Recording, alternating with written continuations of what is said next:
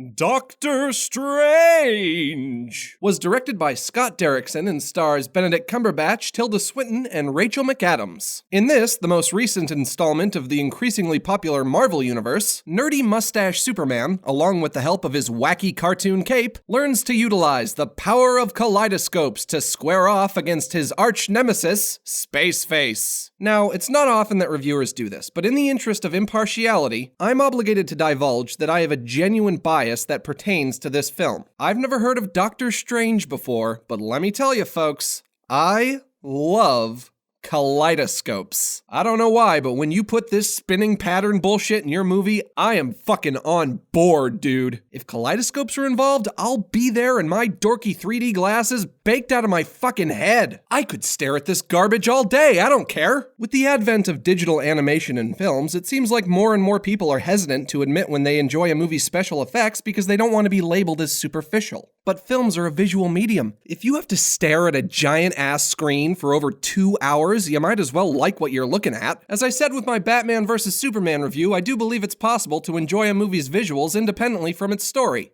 Doctor Strange is stoner porn, to be sure. It's a dizzying whirlpool of colors and shapes, but underneath, is this film what the doctor ordered? Well, I don't know about that, but hey, at least I didn't have to turn my head and cough.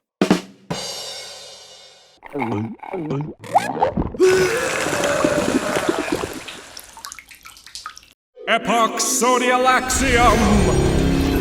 Does Doctor Strange have a good enough story to justify spending 115 minutes looking at the most beautiful thing ever? Well, it's good enough. And that's all. Nerdy mustache Superman goes on a journey to the mystical Orient, where he meets his new bald mommy, who offers to train him in the ancient art of having superpowers. But Strange doesn't believe in magic. Hey Strange, have you read the news lately? Considering where you live, it probably looks a little something like this. How come in stories where magic exists, only some people are magicians? I'm pretty sure it would be advantageous to literally everyone. We travel great distances in an instant. I want to do that. How do I get from here to there? How did you become a doctor?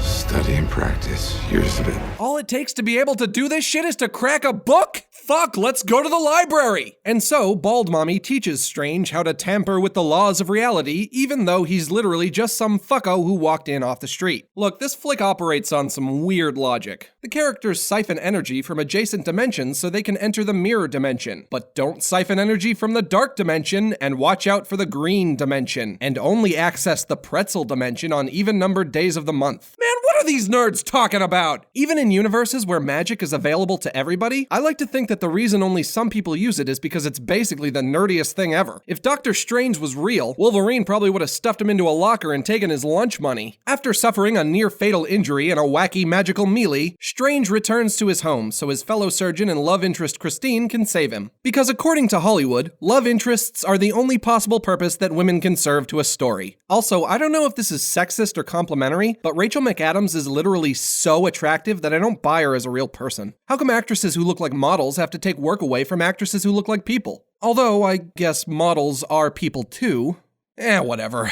This is one of those things people fight about on the internet that doesn't have an answer. Christine operates on Strange as he ascends to the astral plane so he can have a spooky ghost fight. It's stupid, but it's actually one of my favorite scenes in the movie. Strange eventually acquires the Eye of Agamotto, which literally lets him scrub through time as if the world were Adobe Premiere. He uses it to defeat Spaceface and save the world from a supernatural cataclysm for the 47th time in the Marvel Universe. I don't know how he's gonna have any additional conflict now that he has that thing. Why didn't he just use it to save Bald Mommy from dying? For crying out loud, Superman turned back time once, 40 years ago, and people are still giving him shit about it. It sounds like I'm bitching a lot, but honestly, I did like this movie. I thought it was cute. I liked that it kept things simple. It was just a self-contained story about one dude that you didn't need any prior information to enjoy. Remember movies like that? I wasn't crazy about all the glib, snarky dialogue, but hey, it's nice to be able to see a doctor for once without being asked to take my clothes off and pee in a cup. You call that a kaleidoscope? Oh, you crackers and your cultural appropriation! Let me show you how a genuine astral American does it.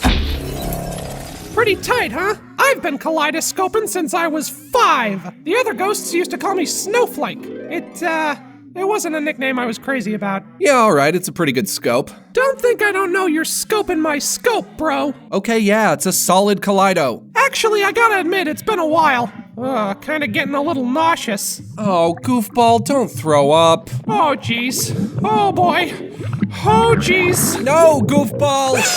No! Really? In 8 directions? Really? Oh, that's it. Episode over. Max G, brain dump of the week. Hope you hated it. Oh. hotdiggedydemon.com.